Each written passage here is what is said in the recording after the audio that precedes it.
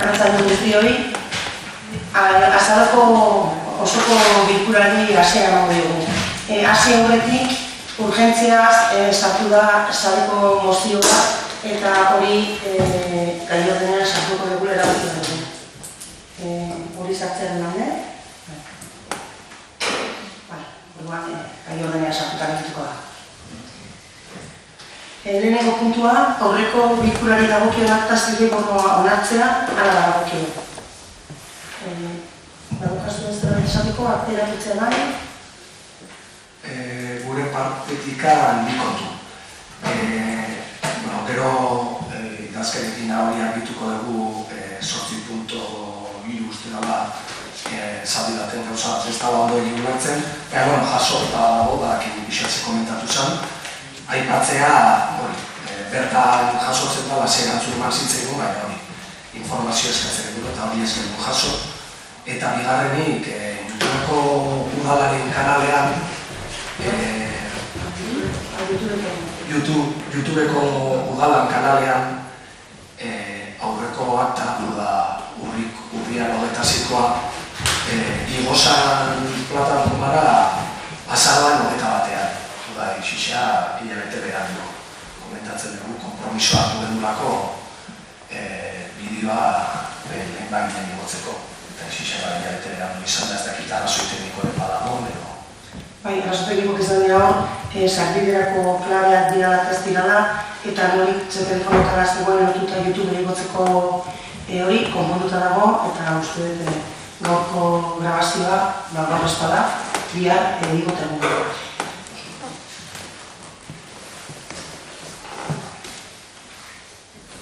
Bigarren puntua. Alkatetza dekretuen kontrola.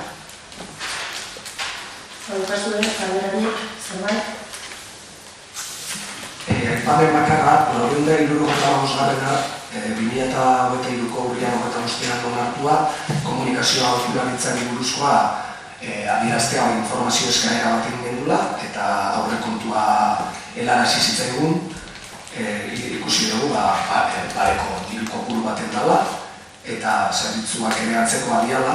Hala ere, aurrekontuaren eren bat, komunikazio zerbitzuetan estrak eta barra aipatzen dira, jakinek izan. Izan zuteke, prentxaurrekoak eta horiek eman izateko atzean jartzen den kroma edo, dena, traudaren irudiarekin atzeko fondoa, eta baita atriben horiek adibidez. Eta ez dela honek ezkin ez delako gaztuen batzuk, bada ez dalakoa da. Ados. Besterik? Ez. Hirugarren puntua, Bialinen enpresa kudeatutako 2023ko trafiko isunei buruzko alkatetzaren dekretuen kontrola. Ez dago, Carmen. Laugarren puntua, onartzea hala badagokio Lasturko kanalaren inguruko historia eta ingurumen azterketarako bekako oinarriak. Hau da, Lasturko kanalaren inguruko historia eta ingurumen azterketarako bekaren oinarriak pasatu barituko plenutik. Lehenengo irizpena 2021ko azaroan, azazal turismo biderotik, eta gero kultura batzordetik ere 2022ko otsailaren 16 pasazide, baina pinoki pasaka bezeuden. Beraz, ona hartatzen dugu hauek, aldez aurrokila aurreko legealdiko oinarriak dira, baina lehenokik pasako hartu baitugunez, hauek onartzena unarratuz. Osketa ingo dugu? Kanalaren inguruko historia eta ingurumen azterketarako bezaren oinarriak onartzearen aldeko botuak. Hau batez, onartuaren etzen dira. Gai zenari denik ekarpen bat egin nahiko nuke. Lasturko kanalari lotuta eta azkenengo nespuntzetako deialdiari lotuta Lasturko kanala konpontzeko eta diraitzeko proiektu bat zean. Azken aldian gai horiek ez turismo batzordean, ez bestela ere jakin ez dugunez, jakineko enuke ze puntutan dagoen, batez ere lanketa bat iten aizelako enpresakin, ondakinen kudeaketa nola indozan, eta bar. Hortaz, jakineko enuke ze puntutan dagoen, ez oraitxe horretan, baina enarazten dut duzu informazioa irezkatuko da.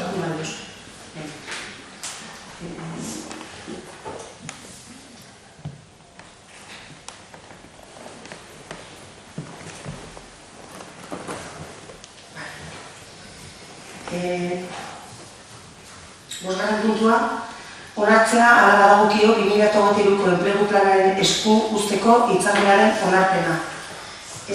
Hau da, enplegu planaren inguruko hitzarmena da, ez dakit irakurtzerik nahi dizuen, irakurri beharra dagoen, edo bere horretan bozketara zuzenio pasatzeko moduan garen. Gure partetik bozketara pasatu da, lurraldetasun batzordetik pasatzen, epatu bedun bertan, berez eta izenburuak abadio, lanbidek, enplegua eta tokiko garapena sustatzeko zerbitzuak, eta luzeago izenburua, berez gizarte politiketako batzordean landu beharreko gaia zala iruditzen zaigu, baina horixe, hitzarmenarekin bat iten dugu eroatea. Hora bozketara pasakera? Orduan, 2023ko enplegu planaren hitzarmenaren aldeko botuak. Hau bat ez, onartu den.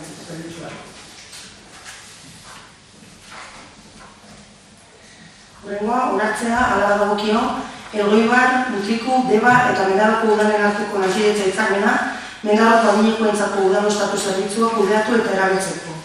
Hemen eskualdeko azpiko udalen arteko lankidetza hitzarmena dago, eta da 2022ko azaroan Mendaban kokatuta dauden hirugarren adinekoentzako 3 apartamenturen erabilera izateko eta hitzarmena sinatu zen udalerrien artean, baina laugarren baldintzean ordaintzeko moduan akats bat zegoen.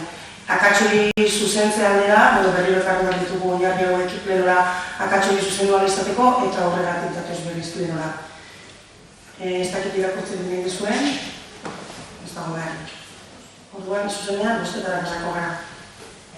Eskualde azpiko udalen arteko lankidetza hitzarmena Mendabako adinekoentzako udal ostatu erabiltzeko oniritzia emateko aldeko botuak. Hau batez onartu gara ditua.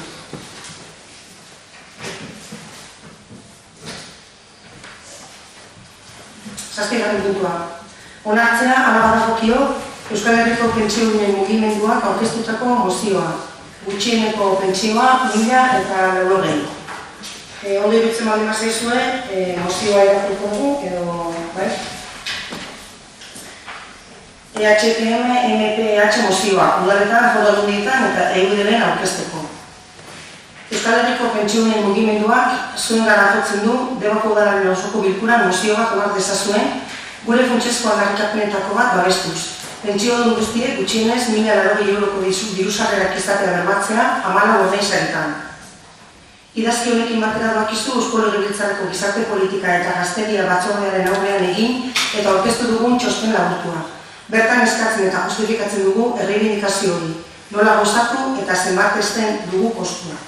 Txostena eskari horrekin irazten da. Euskal Herriko pentsiodunen mugimenduak egindako txosten honen bidez, 2023ko gutxieneko pentsioa 1080 eurotan ezartzea gure berehalako eskaria bultzatu nahi dugu. Eskari hori estatuko gobernuari zein EAeko eta Nafarroako gobernuei zuzentzen diegu. Azken horiei gainera eskatzen diegu, gaur egun 783 eurotan dagoen gutxieneko pentsioa finkatzen ez den bitartean, gutxieneko pentsio hori 1080 eurora arte osa dezatela 14 ordainsaritan. Txosten honekin urrats bat gehiago ematen dugu gure eskarien azalpenean, eta EAeko eta Nafarroako beharrezko aurrekontuaren zenbatespen ekonomikoa kalkulatuko dugu. Gainera, txosten horretan, ikusi dezakezuen bezala, adierazten dugu eskaera hori premia sozial urgentea eta justifikaziozkoa dela. Erakunde publikoek herritarrei bizi baldintza duinak bermatzeko behar diren erabakiak hartzeko betebeharra dutelako. Baldintza horiek, lanetik etorrietako dirusarrerarik ez duten adineko pertsonen eta pentsiodunen kasuan, gutxieneko diru-sarrera nahikoak bermatu behar dituzte. 1.080 euroko gutxieneko pentsioa ezartzeak nabarmen murriztuko luke pentsioetan dagoen genero aldea.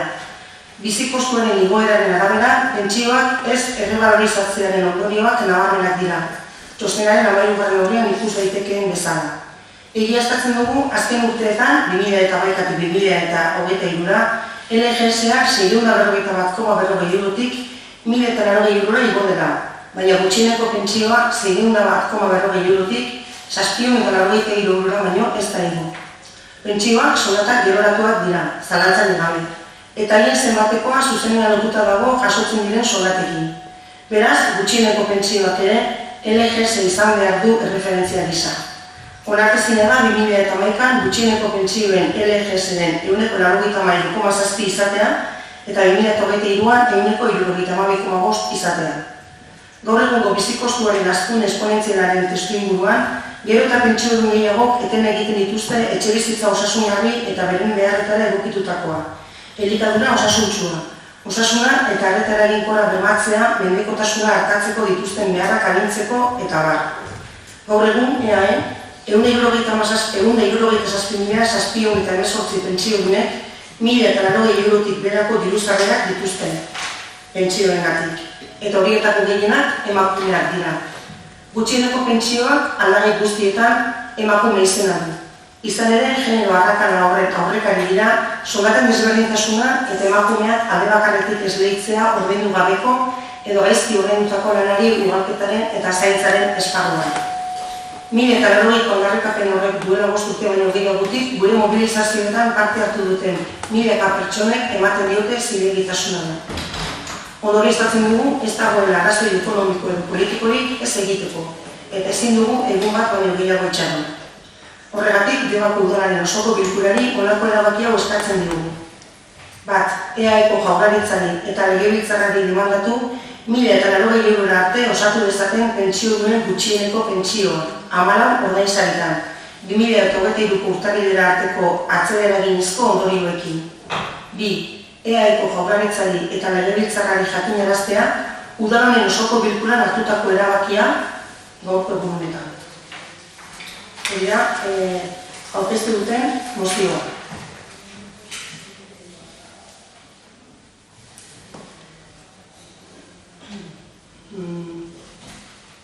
Ez dakit nola jarriko dugu. Guk mozio honi ezezkoa emango dugu. EAJ eta PNV alderdiak ezezkoa emango dio eta honeko lagazoiak emango ditut, ezezkoa lagazoiak emango ditut. Batetik, Gipuzkoako. Euroko Bokata Sozialean, gai hau aztertuta, ez da inola geri 1.080 eurok izan bat dutenik gutxieneko pentsioa. Hori izango ditzake gure lehenengo irakurketa edo. Eta gero, kotizazioak estatuko gizarte segurantzaren kutxan egiten dira. Gizarte segurantza da egokitzapenak gauzatu behar dituena, eta estatuaren eskumena da, ez Euskal Autonomia Erkidegoarena, Erkidegokoa eta ez da Nafarroarena ere. Eta eskumenez eta gizarte segurantza sari garela, gogoratu, eskualdatzeke dagoen oraindik Gernikako estatutuak Euskadiko Autonomia Erkidegoaren esku uzten duen gizarte segurantzaren erregimen ekonomikoaren kudeaketa. Bestalde, bizitza admin batera, eta bizitza publiko sozial eta kulturalean aktiboki parte hartzera albideratuko dien baliabide nahikoen bitartez, horrekin ados gaude, baina euskal instituzioak aspaldi ari dira bere biziko ahalegin egiten pentsio baxuenak osatzeko, eta ekitaldi honetan 100 milioi euroren bueltako ahalegina suposatuko du horrek. 2022ko abenduan Eusko Legebiltzarrean, RGI legea izan ez ezagutzen den lege onartu zen, eta gehiengo zabalarekin eta lege garantista horren baitan pentsio txiki guztiak komplementatzen dira. Ez horik jubilatuenak, esklusioak ekiditeko. Eta orduan, honen gainera, EAJ eta PNV-ren konpromisoa da, bat, pentsioen erosketa ahalmena bermatzea, 2. Gizarte segurantzako erregimen ekonomikoaren kudeaketaren eskumena lortzea, 3. Lanbideen arteko gutxieneko soldata eta gutxieneko pentsioaren artean sortu den arrakala murriztea, 4. Pentsio baxuena osatzen jarraitzea, eta 5. Olargunen oinarri erregulatzailea igotzen jarraitzea. Arrazoi horrek direla eta guk pentsiodunek aurkeztu duten mozioari ezezko emango diogu eta hau izatako aterako balitz guk gure mozio aurkeztuko genuke. Beraz, bosketak egin dugu, gure bitzen mazizuen edo guk ekarpena egin nahiko genuke. Lehenik eta behin jakiniko genuke gobernu osatzen duten beste alderdiaren iritzia jakitea.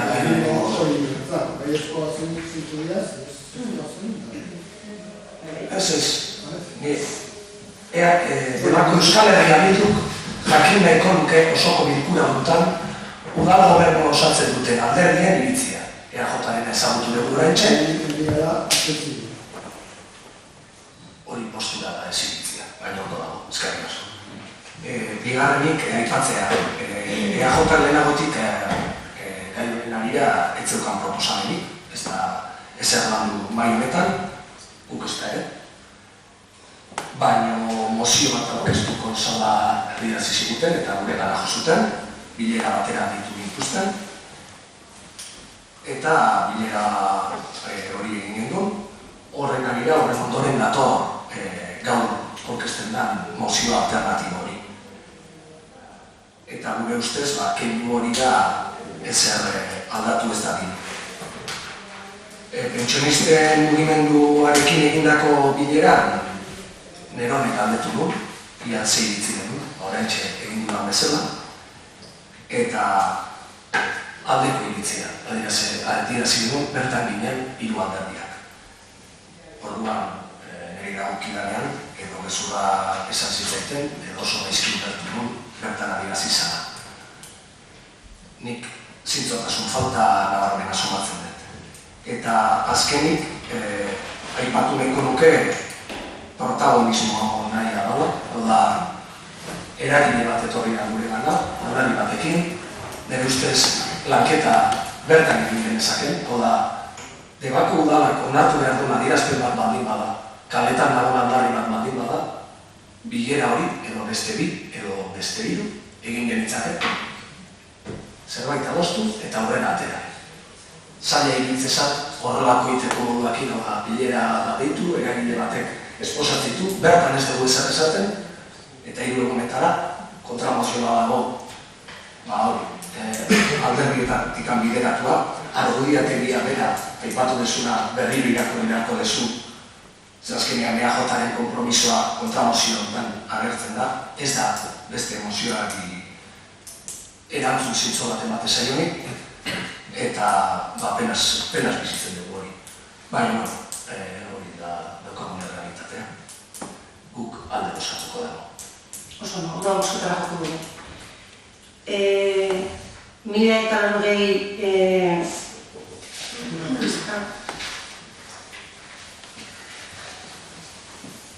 Euskal Herriko pentsioen mugimenduak aurkeztutako gutxieneko pentsioa 1990 horren aldeko botuak, kontrako botuak, abstentzioa,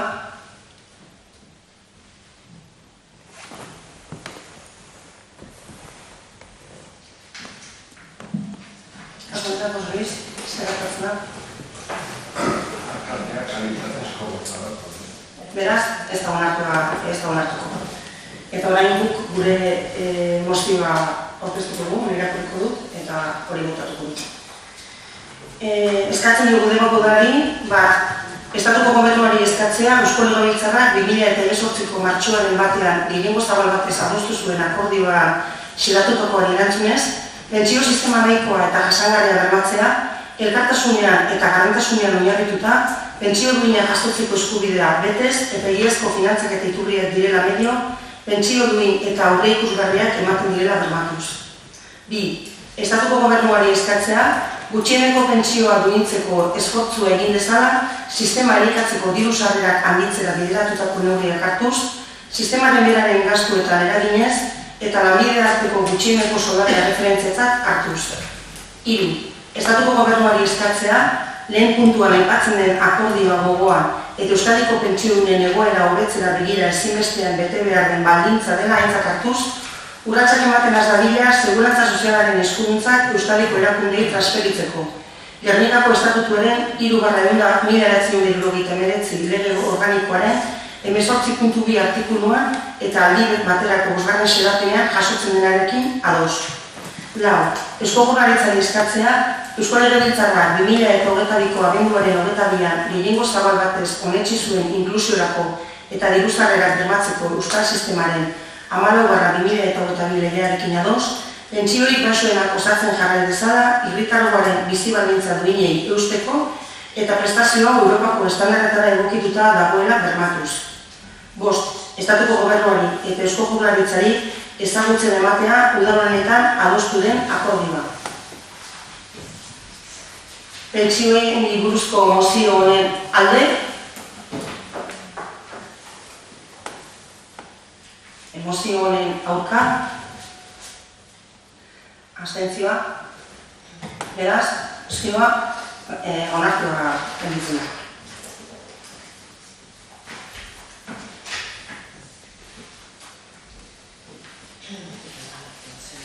Zortzigarren puntua.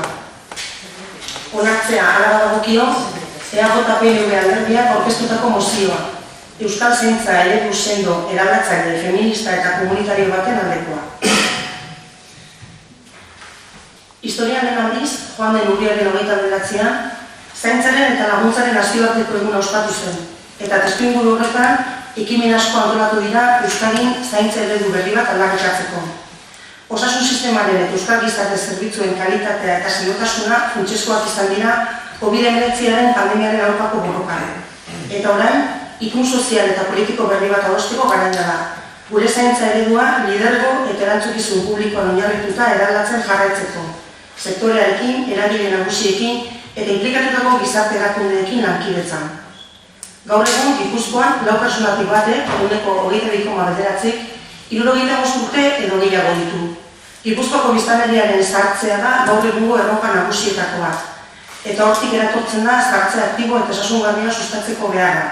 Baita estrategia garatzekoa ere. Adineko pertsonek pairatzen dituzten mendekotasun eta bazterkeria egoeren gorakadaren aurrean. Testuinguru horretan, debarrok eragile konprometituak izan behar dugu printzipio komunitarioetan oinarritutako balio gizarte baterantz joateko. Eta modu aktiboan parte hartu behar dugu zaintza eredu referentzial bat eraldatzen eta martxan jartzen. Zaintza eskubide unibertsala eta pertsona gizarte ongizateko eredu berriaren ardatz nagusia izango dena. Horregatik guztiagatik, Debako udalak konpromisoa hartu du Euskadiko zainketen aldeko itun sozial berrian parte hartzeko eta zainketa sistema sendo, eraldatzaile, komunitario eta feminista defendatzeko. Horretarako, ardatz estrategiko hauek garatzeko konpromisoa hartzen dugu. 1. Pertsona zainketen berriaren ardatza. Arreta pertsonalizatua, unibertsala eta kalitatezkoa izateko eskubidea subjektiboa bermatzea. 2. Zainketen profesionalizazioa. Zaintza modu formal eta informaletan diharduten langileen lan baldintzak sendotzea eta hobetzea, elkarrizketa sozialaren bidez eta laguntza sistema indartuz. 3. Etxeko zaintza lehenesten duen sistema. Adineko 10 pertsonatik 8 etxean bizitzen jarraitu nahi dute. Horregatik, etxeko zainketako hobetzea eta berrikuntza txertatzea beharrezkoa da. Zaintza profesionalizatuz, familia zaintzaileari lagunduz eta komunitatearen parte hartzea indartuz. 4. Sistema inklusiboa eta berdinzalea. Zaintzaren ardura emakumeek izan dute historikoki. Eta horregatik, beharrezkotzat jotzen dugu desberdintasun egoera hori konpontzeko neurriak hartzea, feminismo konprometitu eta berdinzale batetik. Baita arraza edo jatorri etnikoarekin lotutako diskriminazioekin amaitzeko ere, lanerako segregazioa eta desberdintasun sozialak murriztuz. 5. Koordinazio soziosanitarioa areagotzea. Gizarte eta osasun sistemen arteko lankidetza handiagoa eta hobea izan behar da. Erabiltzaileek arreta integrala jaso dezaten euskal administrazioaren aldetik. Mendekotasuna, dibertsitate funtzionala, gaixotasun mentalen bat edota gizarte bazterkeriako egoeraren izan. Komunitatea indartzea. Giza garapen iraunkorrerako gune gisa, komunitate loturak indartzea. Gizarte kohesioa eta zaintzarekin konprometitutako erakunde, elkarte eta pertsonen parte hartzea areagotuz. 7. Zainketen iraunkortasuna eta kalitatea bermatzea. Eraginkorrakoak izan da kudeaketa hobetzea, horretarako baliabide ekonomiko berriak aztertuz eta egungo zainketa ereduaren bideragarritasuna eta etorkizuneko ongizatea bermatuko duten neurri fiskal berriak hartuz, belaunaldien arteko konpromiso berrituarekin. Eta 8. zainketen elkarlaneko gobernantza, zaintza publiko eta komunitarioko eredu bidezkoagoa, berdintasunezkoago eta erantzunkideago baten alde egiteak, berekin dakar elkarlaneko gobernantzako mekanismo berriak antolatzea, publiko-pribatua, publiko-publikoa, publiko-komunitarioa.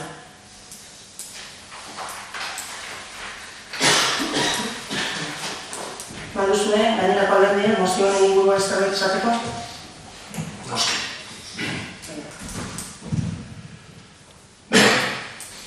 Nire ustez, bihar ez badego prebaro kobrarua ditutara, benetan, itxuan, bai ezkoa da, nioke baki. Ona da, arabil zuen diskursoa edarra da, eraldatzailea, feminista, komunitarioa, publiko komunitarioa, behin eta berriro aipatzen dian kontua dira, badirudi danak gaudela barra berea, baina esate baterako eta aurreko puntuan, abia puntua berbera badako, herri eragile batzuk, hemen ordezkaritzarik ez dituenak, baizik eta antolatu dianak, bai sindikatuak, ebako betetziako talde feminista eta bat, haien lanketa bat egin dute, hainbat deialdi egon dira, haien biletarako, berbaren antolaketarako, eta ez dakit. Nire zentzazio izango da, baina guri iruditzezegu pensionisten mozioarekin gertatu da bezala protagonismo nahia dela, oda ez dela lanketarik egin eragile horiekin, bira greba bat deituta dago, hemen ez da inolako aipamenik egiten, guk egun komentatu genuen, data zaldatuko genuen, eta oniritzia eman zenuten, badakigu beste leku batzutan ez dela horrela izan, horren adibide izan da, adibidez, gure kostaldeko alkateek eskatutako bilera, lehen bigarren proposamena zen, bihar bertan bilera egitea, hortaz, ulertzen dugu, EAJ-PNV-ren barruan irizpide ezberdinak daudela. Hortaz, formatea edukietan gatazka bat somatzen dugu, da mozio bat edo biharko jarduna. Herritarren ekarpenekin, aldarriekin eta proposamenekin eginda. Mugimendu feministak ere akordio bat proposatzen du honen inguruan, eta seguruenik eta maila diskursioan hemen darabilzkizuen hainbat kontzeptukin bat ingo dukela. Publiko komunitario eredua aipatzen da, baina gero praktikan ikusita inbertsioak, Eusko Jaurlaritzak aldundiek daramaten bidea, normalean laguntzen bitartez estaltzen da oinarrian dagoena. Eta benetan da eredu familiarista pribatu bat. Non ez da bermatzen, batez ere zaintzaile eta langile guztien eskubidea. Aurreko agintaldian gogoratzen dut eta parte baten askotan horrela erantzute genuen, esate zitzaigun. Mozioak eta adierazpenak ez dute zertarako bali. Nire ustez bai balio dutela, gainera udan batek, modu serio baten, autu bat ite baldin badu, eta hori lagazten baldin badu, edarki dago. Baina bai, pentsatzen duguna da, lanketa bat behar dela eta aldan enean herria ekarri. Hemen, deban ere egin behar da, baina ez, debari ez inolako referentziarik egiten. Norekin lagun nahi da, hemen egiten da proposamena. Aurrikusi dezuten norpetekin lanketarik egitea, jarri zate herriko mugimendu feministarekin harremanetan, sektorean lan egiten duten pertsonekin. Nire iritzezak, gabezi desienke ditula honek, eta berez beste lan batzutan egin beharko ginela eta zintzoago lanean gure aurpegia zuritzen baina. Nik ez dut duratuko aurpegi zuriketa bat danik, hori azteko. Bigarrena, honek ez duka zer ikusirik biharko greba feministarekin edo feministarekin. Honek duka zer ikusia zaintza eredu berriarekin. Debako udalak foru aldundiak egiten dituen diru laguntza baterako eskaera eginda dauka, zaintza eredu berri hau martxan jartzeko udalean.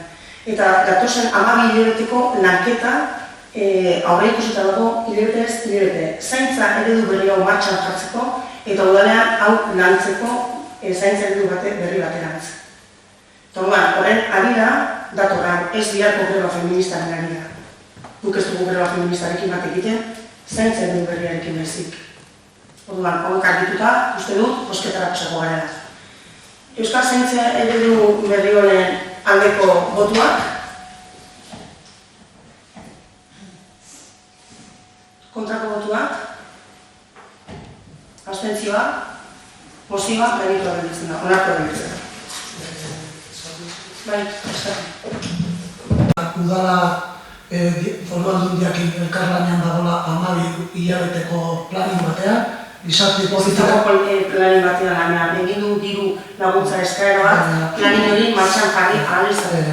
Argitzen zaidana da, mozio bat sartzea, gizarte politiken batzordean honetaz ezer ez jakitea, pasaren legegintzaldian urrats batzuk ere eman genitu foru aldundiarekin, jakin dugu zerbait alkatetza berria o gobernu berri ere ematen ari dela, eskertzeko izango zen guzti hori behintzat gardentasunez gizarte politiken batzordean hitz egitea, eta baita ere eskertuko genuke, uste Bildu taldearen izenean hitz egiten dutela, horrelako mozio bat baduzue babes kaliketak eginak inerrian aurrera ateatzat osoko bilkuran, lantzea ere Bildurekin eta adostasunetara iritsia daitezke, iristea, orain arte behintzat aurreko 4 urtetan horrela lan egin dugu beste alderdiekin gu gobernuan egon ginean, eta adostasunez eman genitu urratz guztiak aurrera. Mozioari lotuta esango nuke, eta bozera maiak esango bezala, eta herriari lotuta falta botatzen dugula, zaintzan inguruan hitz egin behar dugu, zaintzaren mai bat osatze herrian eragile ezberdinekin, alderdiok ere, gu eredu parte izatea, eta ez bakarrik mozio bat onartzeko edo kontra aritzeko.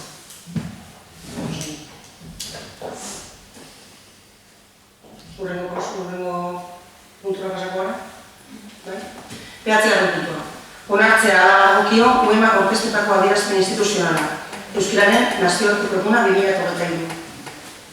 Euskararen nazioarteko eguna 2023, adierazpen instituzionala.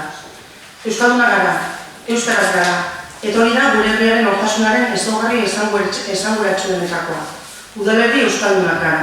Mendetaztea gure hizkuntza zamatu duten debeku, eraso, jazarpen eta erabakien gainetik, hauten bertzan ezagutu ditugun datuek argi diote. Oraindik ere gure herritarren gehiengoa euskalduna da, beste ino baino sendoago dagoen gurean euskara, eta udalerri euskaldunak gero eta gehiago dira. Gurean ere asko aldatzen ari da errealitatea, ordea, eta egiteko konplexuak dauzkagu horretik. Hala ere askoren artean urte askotan egindako lanaren usta agerikoa da. Ezagutzak gure egin du, gero eta euskaldun gehiago gara, eta horrek ekarri du udalerri euskaldunen largunea handitzea, besteak beste. Euskararen nazioarteko eguna urtero zergaren gogoratzeko eguna izan hori da. Herri honek munduari ematen dion kolorea euskara dela esateko eguna. Arrokeriari gabeko arrotasun eguna. Ospakizuna. Hauten ordean lanbrotuta ditugu bazterrak. Hilabetez hilabete ainubera kondenatu nahi izan gaituzten, behin eta berriro. Euskararen aurkako erasoek ez dute etenik izan, eta epaitegietatik heldu den elgarraldiak marra gorriak genditu ditu. Euskararen geraren ofizialtasuna ere zalantzan jartzeraino. Euskal jendarteak eta euskal erakundek urte askoan kontsentsu zabalarekin egindako bidea mugatu nahi izan dute. Udalerri euskaldunek bertako hizkuntza biziberritzeko eta euskara dagokion lekura itzularazteko egiten ditugun urratsak debekatu nahi dizkigute. Gazteleraren makulupean ibiltzera eta bigarren mailakoak izatera behartu nahi gaituzte. Baina euskara da gure herriko hizkuntza propioa, eta hori sustatzen jarraitzeko beharra daukagu udalerri euskaldunek. Izan ere, erakundei eredu izatea dagokigu, herritarren eredu. Ahalegin eta konpromiso handiari esker, larrekoa nahi zuten hizkuntza noranahikoa izatea lortu du herri honek, eta ezin dugu zabaldutako bidean atzera egin. Berdatzen hasitako basoa berriro lehortzea onartu. Horregatik, udalerri euskalduna garen heinean, adierazpen honekin bi konpromiso ezagutarazi nahi ditugu. Batetik, euskararen biziberritzean eta herritarren hizkuntza eskubideen defentsan eredu eta bide urratzaile izateko konpromisoa. Bestetik, Euskara ezinbestekoa duen lege babesa lortzeko lanean gainerako erakundeen eta eragileen bidelagun izateko konpromisoa. Gaur egun, atakari aurre egiteko benetako lege orubea behar baitu Euskarak, erdanen erauntziaren aurre egiteko egiturazko neurri sendoak behar dituen bezala. Dagokikun arduratik, horiek lortzeko lanerako eta elkarlanerako ordua dugu orain erakundeok, inoiz baino gehiago. Euskararen lurgunea handitu dela esateaz gain, Euskararen lurgunea sendotu ere egin dela ikus dezagun hurren urtean. Izan gaitezen eredu, lehenetsi etorkizuna. Erakutsi eguzkia ainobean denari. Eman diezakegun Euskara eta bidea herritarrei.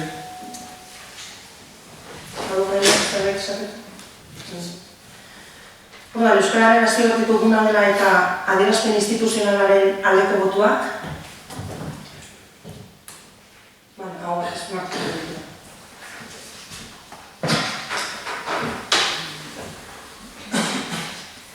Amargarren puntua, onartzea dagokio sare aurkeztutako mozioa, konponbiderako giltzak. Irakurri baino lehenago eta bostetan sartu horretik, mozioak 3 puntu ditu, eta mozioak dituen puntu egitako bakoitza banaka bozkatuko ditugu, eta bakoitzean hartuko da erabakia, aldekoa, edo kontrakoa, edo dena delakoa. Mozioa irakurriko dut, bai? Manifesto ez dut irakurriko, mozioa. Espetxe politikak bilakara garrantzitsua izan du azken 3 urteetan. Batez ere, 34 urte iraun duen urruntze politikaren amaierarekin. Baina naiz eta orain arte alde batera utzitako eskubideen aitortza nabarmen hobetu den, oraindik ere fiskaltzak eta auzitegi nazionalak zehazki urrun jarraitzen dute espetxe politika justu batek lortu beharko lituzkeen helburuetatik. Ez inolako justifikaziorik salbuespenezko politika juridikoak bere horretan jarraitzea.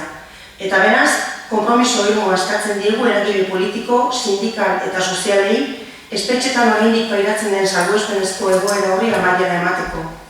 Bide honetan, idatzion erantzita doan konponbiderako giltzak dituriko manifestua kaleratu du sarek jendarte zabalean atxikimendua lortu asmoz. Hau horrela izanik, udalbatzari honako mozioa onartzea eskatzen diogu. Mozioaren lehenengo puntua. Debako udalak elkarbizitzaren baitan aurrera egin ahal izateko konponbidearen giltzak dituriko manifestua bere egiten du eta atxikimendua ematen dio. Lehenengo puntu honen aldeko bozkak. Hau bat ez onartu lehenengo puntua. Bigarren puntua. Udal honek urtarrilaren 13an Bilbon egingo den mobilizazioan parte hartzeko deialdia egingo du. Aldeko botuak. Aurkako botuak. 3. puntua. Debako udalak balkoi nagusian U13ko mobilizazioaren berri ematen duen kartela ipintzea onartzen du, modu honetan sare den aldarrikapen hauekin bere adostasuna adieraztiz. Aldeko botuak. Kontrako botuak. Beraz mozioaren lehenengo puntua onartuta gelditzen da, eta bigarren eta 3. puntuak ez. Bai. Lehenago beste bidera baten arira komentatu izan dugu hau. Baina uste dut ondo legokela puntuka bozkatzearen arazoiak asaltzea. Uste beste mozioetan bezala, aurrekoan zeitzarenean aritzeko ondo esan du. Horrondate bat baldin badago eta aritzen baldin badera eta lantzen baldin badago, agian aukeraren badago akorde batera iristeko. Ez baldin bada egiten, oso zaila da. Gure eskuberatuko litzateke bakarrik. Eta kasu honetan uste antzekoa denbora dexentekin sartu zen. Ez dugu irakurri manifestua, baina irakurri eskera eta daukagun errealitatea ezagutuz gero, logikoa da, eta danok aldeko oskera dugu.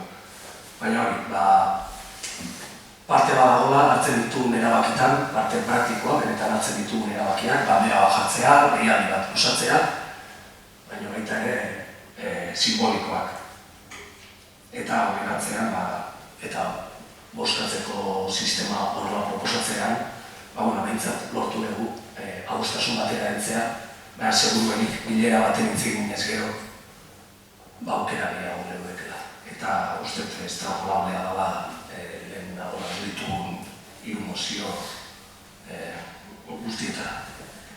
Nik argitu nahiko nuke, mozioa udala eta sareko ordezkariekin bilera izan duela, manifestua aldez aurretik jasota baneukan, mozioaren berri bilera horretan izan duen, 3 puntu horiek zeintzuk ziren adierazi zidatela, eta horren aurrean zein iritzi dukan ere galdetu zitzaidala momentu hartan. Eta esan nien beraiei, manifestuarekin ados nengoela, nahiz eta nire alderdikoekin nire ikan egiten gabainukan, baina uste duela beste erikututan arazoak egon zitezkeela. Eta orduan, mozioa bere osotasunean ona ekarri izkero, ez ateratzeko arriskua hor izan genezakela, eta horregatik proposamen izan zen puntuz puntu bozkatzea, manifestuaren edukiarekin ados gaudelako. Eta hori izan da arrazoia. Bakoitza, puntu bakoitza, aparte bozkatzea. Eta azkenengo puntua, eskari eta galderak.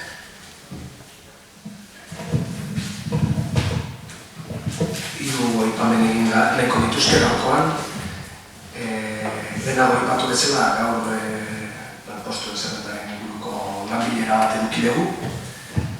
Eta bertan hitz egin ditugun hainbat konturen arira, uste dut, argitu beharrean zaudetela, guri, Bilduri, baina batez ere herriari nola egingo dezuen lan. Oso zein da zuen asmoa, zetan gintza daukazuten, eta zerren baitan izango gara. Gu gure lan egin nahi dugu, gure lan egingo dugu, baina guri dagokigu informatuta egotea eta gure iritzia ematea. Orduan, denbora guztian atzetik ibili behar hori egingo dugu egin behar bitartean, baina jakin dezazuela hori ez da gure lan zuek jakin erazi behar dezute, ze pausulo ematea zoazten, eta konbentzimendu zen gure iritzia dalakoa. Orduan hori ez dugu uste herri honek aurrenen godunik guri bizkarren banez o nagusik jokatuz. Hori lehenengo ekarpena. Bigarrena. Hilontako 16an, legegintza biltzarrean onartu zen Debabarrenako ponentzia. Aurreko agintaldian martxan jarri zen ekimena izan zen, eta niri pertsonalki egokitu zitzaidan rol berezi bat, Debako udala ordezkatzen duenean, baina batez ere eskualdeko garapen agentzia ordezkatzen duenean, eta bertan ordezkatuta zeuden 3 alderdiak, PNV, PSOE eta EH Bildu, elkarrekin junginarako. Formetaz eta aritu gara desente gaur, eta pasadan agintaldian esfortzu berezi bat intzan, udal honetan. Ordezkaritza zeukaten 2 alderdiekin gai hori jorratzeko, beste asko ere, baina hori ere. Etengarabean informatuta egon DBGS-ako bilerak eta gero, eta zer esanik ez legebiltzarrean zeuden alderdiekin 3 alderdien arteko adostasunitik etorri zanako ponentzia bera. Detaileak iten dute baita gure jarduna, eta esan nahi dizuet zuen partetik ez nola jaso ez da jakinarazpenik, egon hortan deialdia zegula. Legebiltzarra beti jartzen da lehendabizi harremanetan erakundearekin, eta Debako udala da erakundea, zuzerarien ordezkari, eta sare sozialetan hori onartu eta horrengo egunean adierazi zegoen berri pozgarria zela, hor bat iten dugu, eta aipatze zenun baita PNV eta PSOE-ren bultzadagatik antzala eta hola jarretuko dela. Zintzoki pena ematen dit ikusita Deban, zela nintzen horrekin, zela nintzen zuekin, ze informazio trasbatzen, lanketa eta bar luze bat. Inda gero, urreatu ez da, WhatsApp dezu bat ez da, e-mail bat ez da, gero behar dezaket han legebiltzarraren gaudenean alderdik ajutea eta bar, baina iritzezapenetan jarrera hotza. Ikusita, sekulako lan egin dela, 25 milioi euro eskualde hontara etortzeko. Eta ere gehiago, ikusita batez ere kostaldeko herriek daukagun rola batez ere mutriku eta bebak garai hortan ginela EH Bilduko ordezkaritzaren eukan bakarrak, izan ginen esan dut baitan, ekarpen bat egin bakarrak, industria zena bat horrean, mugikortasuna, agrikultura, lehen sektorea, zaintza, eta osoen birgaitzea. Eta hori kontrastatu gendu baita ere, debako PNV-rekin eta debarren hotxakin. Orduan, detaliak ere importanteak dira. Eta azken ekarpenan edo prozedura aldetik, eta bakia ez dira detaliak, instituzio bat agintzen dizute, eta prozedura batzuk jarraitu behar dira. Legeagatik, bestion eskubidenatikan, eta bar, eta bar. Lehendabiziko gaia da Gazako larrialdiala. Gazako larrialdiarena. Lehenago aipatu dugu, baina kaletikan abiatu baldin bazaigu, EH Bildugatik dala, atzeratzen ari dala, diru laguntza bat ematea. Ez ezalaike, baina nien naiz gezurretan ari. Orduan, hori ezartzaigu guri, nik hori ez dut hemen asmatu. Oso, nik entzulet hori. Eta hori hemen ezatu, nik hori entzuletela. Eta hemen enpatzen. Kalean entzuakoak prenora ekartzea, ez duztu oso zeioa den ingiren. Oso no, oso no. Behar izenik ez dut esan. Kontua da. Guk proposatu dendu nola inbehar zan hori. Prozedurak hortarako badaude. Urgentziaz baldin bada, ondo indezuten bezala. Gaur, zare mozio esartzeko, urgentzia esartu leke, osera maile batzorde bat ditu leke, eta bara luze bat. Baina ez, azalpenak ematen hasi, egia ez da niko zabaten ingurua. Bigarrena, azaroan 25-erako adierazpen bat onartu behar zan. Konpromiso hartu zan, osera maile bat digituko zan. Azaroan 25 pasazan, gaur 29 da. Osera maila batzorderik ez da ospatu, eta bertan ez dugu ezer denatu. Eta are oker, komunikazioakin hain tematuta zeuden batzuk, adierazpena onartu horretik, haien sare sozialetan publikak intzuten. Eta guri esate zitzaigun, ez dakizen bakontu komunikazioaren inguruan. Uste, hobeto jokatu behar dela, eta gauzak txukurago egin, prozedurari dagokionean. Eta azken, hirugarren aldia da, laugarrena beste bat hitzez izan zalako, danak izan dira hitzez, baina oso bilkuran eta jasota daude. Hainbat informazio eskaera egin genitu, eta horko baktan da, bezala 8.3 hortan ba, 3 lerrotan, zaten da, bai, hau horrela izango da, eta ehozenek irakurriko balu hori, izango duke balu. Geratzen da, informazioa dukanaren esku. Orduan, galdetu nahi dizuegu, ea nola nahi dizuen informazio eskatzea. Erregistroz egin behar dugu plazoak bete daiteke eta erantzuna eman dezazuen, informatu gaitzazuen. Ez nola nola dezun jasotzea horien inguruko erantzuna. Idatziz. Lehendabizikoz eskatu dizu, ea txostenik... Niko horrekoan egin erantzun dizu, espero mazizkitzu erantzuna. Ez da informazio ematen ez zaizulako. Zuk ez dokazu informazio osoa, zaudelekoan zaudelako behar balin bada. Ez guk informazio ematen ez dizugulako. Zuk badakozko informazio guztia. Ez, nahiko zenuken beste? Behar da, baina ez informaziorik ematen ez zaizulako. Nik agertzen zuela da, zuk informazio hori nola jaso nahi duzu. Idatziz nahi balin baduzu, idatziz emango dizut emendik aurrera. Hori bakarrik, nola nahi duzu informazioa jaso. Idatziz. Adieraziko dizut. Baina, zure irakurketa da hori eta seguruenik atzera indarko dezu etorkizunean. Ez da nire posizio kontua. Informaziorako eskubidea badaukagu. Eta zuen arduratikan, prozedura pila bat saltatzen eizatenak. Gu kontuan eukilabe. Eta gero informalidade bat behar danean, edo gai gatazkatxoago bat danean, hau badostu behar dugu, hau denon arazoa da. Baina bestela ez da denon arazoa. Orduan, hori gobernantza eredua da. Moziotan, gobernantza eredua, komunitatea, hitzak garrak erabiliak ditugu. Kontua da, nola egiten da hori. Nola zeintzen den komunitatea, nor dan komunitateko parte, gobernantza nola ulertzen den, ardura politikotikan, gobernu arduratikan kanpora dagoena, edo kalean dagoetikan. Eta hori da azaldu behar dezutena. Ez da nire gabezi bat, nire posizioa aldatu dalako. Goizean esan dizut, ni badakin duen dago, posizioetan dago, baina aldarrikatzen dut dagokiguna. Eta hiru aldiz eskatu behar baldin bazaizu, arazoa ez da nerea, zurea da. Ez dut uste hiru aldiz eskatu zeidanik, eta pleno honetan ematen dizkizudan erantzunak espazizkitzu baliozko iruditzen, eskatzen dizuena da, esan diezagaztua, nola nahi dituzun erantzunei jaso. Idatziz baldin badira, hala izango dituzu mendik aurrera. Beste gairik badago?